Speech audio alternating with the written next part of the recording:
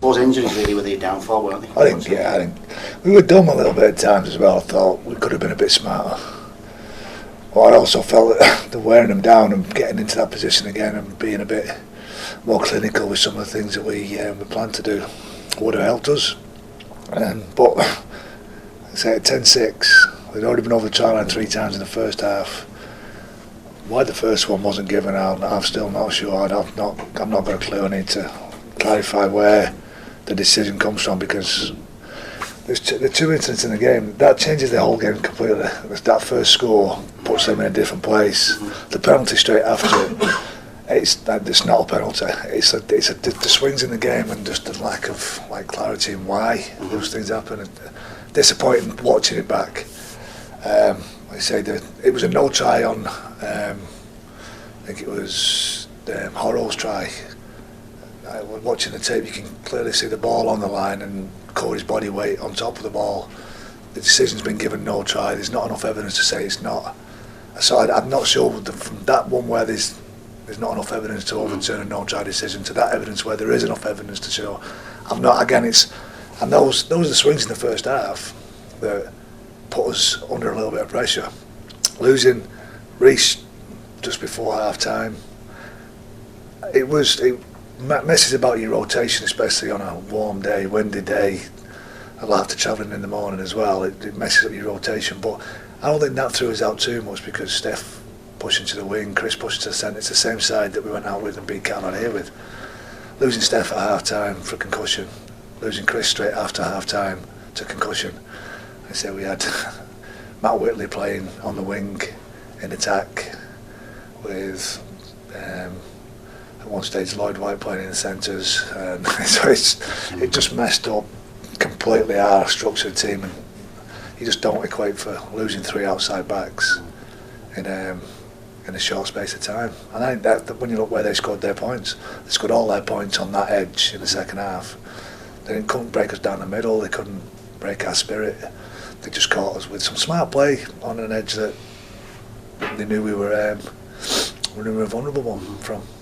Before the injuries started to kick in the first 20 minutes, I thought you were probably the better side, but that Broughton try was a massive momentum change. Well, I think you probably scored, don't you, if Lloyd White squeezes that ball out? Yeah, they're the margins. And even on the back of that try, as I said, they've not done anything to cause us any problems. Like I say, Corey's got to catch the ball when he kicks it for a start, but I don't know where the decision comes from to give that try straight away to make it 10-0. Aaron Jeremiah's almost over the line. We make a great play from a scrum, which Pat should probably do a little bit better from, and Charlie's over the line, but just gets it. It's one of those kind of days where all the momentum just keeps swinging away from us because we don't start putting points on the board. I think if we get points on the board in that first half, the second half looks a little bit different. Like you say, I can only, like I said, the injuries affect us late on in the game. That's where their points come from. But if we're in a strong enough position, I think those injuries don't hurt us as much because our energy level's a little bit better. We're not behind on the scoreboard, and those kind of decisions, and they're the things that they were desperate. Like I said, they were smart in the second half. They spotted where we had to make changes. Carney swings down that edge a little bit more, and Bosch plays well on that edge with a couple of good kicks. So they're pretty smart in that. But they were desperate. Like I said, they were turning up in numbers to stop us scoring tries that we might have even got another day. But I'm really proud of our effort. I asked them for everything that they got. I didn't want any excuses on anything that we did in the day. There was no excuses. At the end of the day, we lost because we were a little bit dumb at times in the game, not for anything around it, and we lost 3 outside backs for injury. Like the frustration of being really close to getting something that as significant as a win away in Catalan could have been to the group. So Marsh, Dean and Hanbury, they're all head knocks, are they? They can't play on Thursday now. None of them can play this week. And that's the quandary you're in here with the head knocks and the head rules is, if you're going to have 5-day turnarounds, how does that equate to everything else that we set up in the game medically? And if you're only running with a squad of 25, you run with 3 blokes. So about that 25, you've got 6-7 blokes injured already, because that's where the numbers always stack up that you're likely to have nearly at least a third of your players on the edge of being injured or not being injured. You've run with a squad of 25, you get a couple of head knocks and you've got a 5-day turnaround. Where do you go next? that's the problem that you have on the short turnarounds in these situations. So, got a few interesting selection. Yeah, it's going to be fun this week. Who can come in? Farrell missed out last week just because just the selection. He was fit. He played the two previous games after spending most of the year injured. And like I say, it wasn't that he wasn't ready to play. It was that the lads that had been playing all year were playing better than he was. He gets into the mix again now, and he's the only one out. And him and Jay, the two lads are fit. Outside of that, I didn't have anybody else really fit and available. So like you look at Tom, not fit. Ed Chamberlain, not fit. Chris Dean, not fit now. Chris Bridge, not fit. Emil Carroll, not fit. My front rows are alright. I don't need another front row. I need an outside back, and I've got no fit outside backs in the club. What's Seta Matassar's situation at the moment? He's injured as well, yeah. He's injured too. He had an operation on his knee. So he's just started running. So he's a couple of weeks off being available to be fit. So they're the kind of things that can really put you under pressure. And with the size of your squad and the shape of your squad, and if you're in that bottom half of the table, then it really does mess you about. So you're going to have to get a bit creative, aren't you, with your selection in terms of... Yeah, it's not even getting correct, selective or creative with your selection. It's on a 5-day turnaround and travelling to France on a 5-day turnaround, is that you can't do anything. It's only going to have a 20-minute session before the game. So even, like I say, you pick people in different positions. You don't have a chance to run them there. You'd have the chance just to see how they fit and give them a little bit of time just to bed in over a couple of sessions and put some work into them. You do some video stuff for them, but you just get to bed, get in the ice bath, get a massage, just get ready to play. After, like I say, after 24 games in the league, you know why you want to play. Now it's just getting ready to play. But when you've got to find a centre and a wing combination and the back row, because one of your back row is probably going to play in the centre that you've not got, and then find three subs out of that you've not got. Like Brett Hodgson's already said no. He said no at Catalan. Right. He looked it over and he went no. So he must have known what I was thinking. Nothing. Good job it's only Hull coming then, isn't it? Yeah, it's only a good job that the best team in the competition this year coming on the weekend, and on the back of getting flogged the week before and having to respond, and you've seen the papers, we will bounce back against Widnes. Well, that's the challenge. The challenge of these games is this: after such a long year, and then the way the fixtures fell for us, in whatever way, having to go 2 Catalans and then turn around and go 5 days later against Hull. We've had an extra day. It's tough, but that's, again, we'd rather be in this situation than not. I'd rather be in this situation than the bottom 8s. I quite enjoyed going to watch Salford yesterday, actually. It was nice watching Salford and Huddersfield. I think it's the first game I've gone and enjoyed for a long time. So Hull, we know what they bring to the party, don't we? They've probably got the biggest pack in Super League and perhaps in World Rugby, I suspect, World Rugby League, and they're going to take it on up the middle, aren't they? And that's going to be a challenge. I think they're going to... I'm not... Every side will use as much ammunition as mostly as you can. Being here last time, what happened to them last time? We didn't get that manifested itself in the game at their place. They were just as tough and as ruthless as they possibly could be. But I think more the fact of where they are now, where they're pushing for, in the sense that they're in the Challenge Cup final. They've had their little bit of a week where, after the emotional high of playing in the semi-final, coming through that, they had a bit of a flat response. Everything will be now about the energy that you need to put in for these next 2 or 3 weeks before the final rolls around.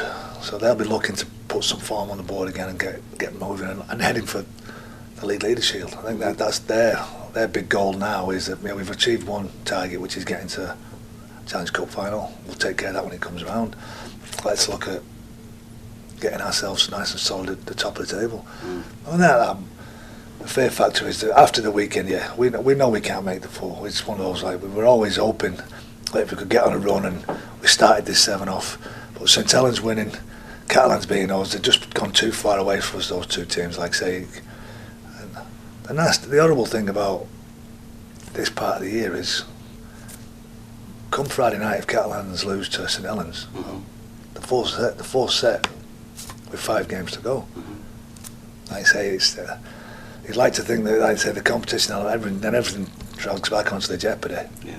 And it's a 5 or 6 week period where you've got 4 teams fighting out to see who finishes first. And that's one thing that has to be looked at if you're going to split like this, because it becomes not a dead rubber, but because we want to win every single week, but we're aiming as high as we can, but there's no real targets for who wins the competition if Catalans get beat on weekend. Last time Hull came here, you did all right, didn't you? Although Lee Radford, I think, has credited Widnes with to some degree with Hull's revival, but sure that you can punch holes in it. We've just got to get some energy from somewhere. We know we can against any side. We can compete if we get the right mix and we get the right group of players and we stay healthy, get a little bit of luck in the game. There's enough in our game to be able to create chances. We're solid enough defensively to prevent Hull from scoring tries. We just need that energy on a short turnaround, on a little bit of fatigue off the travelling and the toughness of the game of the weekend, to come out on a Thursday night and show that. I think that's our big challenge now, is that we know what's coming. We know that through Watts and through Houghton and through Ellis, through Minicello, through Pritchard, through Shaw at the back, they've got lots of strike, they've got lots of size and strength, and we've got to meet that head on our home patch and go out and compete. That's the big challenge to us, is going out there, looking after our own performances and competing on the weekend. You mentioned Jamie Shaw there, and young English fullback. Very impressive, isn't he, for Hull, and perhaps a bolster for England? I think he's been 2 years impressive. I think he found his feet moving to fullback, and Lee put him there a couple of years ago, and he's just grown in stature. He's brave, he's full of energy. Like I say, he's dangerous with the ball in hand. He's started to put a pass into his game now as well, which is vital. And yeah, he's on that list of players that are pushing hard for some kind of recognition. You're playing a team that's finishing top of the table, you're English and you're playing well, you can't not be in contention. As are most of the lads that are in that whole side, that are English and playing well. So it's down to him, and then it becomes a selection of the head coach on the information that he's been given. Just moving on to a slightly different issue. Menezi Manakafoa, what's his contract situation, Dennis? Is he staying next year? Yeah, he's contracted next year. Yeah. He's contracted for next year, is he? Right. I thought he was out of contract. No. Right. There's nobody out of contract this year. No, everybody's done. Corey was probably the last one last week, and we had a clause in his contract he had to let us know whether he was going to take that up, just because he wanted the opportunity, if it came, to go back to the NRL. He's really enjoyed it here, he doesn't want to leave, so he's just triggered this clause, and then we've added another year on. I say When you dropped that kick off on Saturday, did you want to take it off? well, he does too. He's got loads of composure, and his job is to catch the ball. And twice in that game he's got to catch the ball. First and foremost, he plays in the backfield. For whatever else he does with his footwork, and he's got to catch the ball, and he knows that. It's not. So he's more filthy. He doesn't need me telling him that I'm filthy with him. And he's got plenty of other people that he felt that he should have done the right thing by on the team. So he knows these things. Ultimately, like you say, we've got somebody who's second in the try scoring list.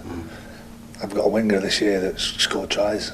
He gets on the end of things, he makes line breaks, makes yards out of backfield, he's dangerous with ball in hand, he can play wing, he can play full back. He can play anywhere. If you listen and talk to him, he'll tell you he can play anywhere. He actually played in the halves when he was a kid, so he thinks he's a half-back as well. That's Corey, he's confident, and he's really enjoying it, and I'm really pleased that he's taken that option up and obviously accepted staying here for another couple of years. I think we probably covered it, but just get it back in my head. Other than the 3 head knocks, was there anyone else come out of the game injured on Saturday? No, we seem, like I say, just a bit beaten up and sore at the moment. It's just the travel was good, like I say, but it takes a lot out of you. You know, like I said, you'd like to leave a bit later. All the lads are up at 5 o'clock in the morning. We didn't get back till 12 o'clock that night, so it's a long day of travelling. I say that it was probably the warmest day we've played in this year. So it's that challenge as well. And the conditions weren't great. It was really windy. It looks fantastic on TV, but it was really windy. It was really hot, and I thought we handled all the troubles, all the problems thrown at us really well. We didn't make any excuses. We went out there and we competed. We just got a little bit dumb at times, and lost some players that could have been a big difference to us being there or thereabouts at the end.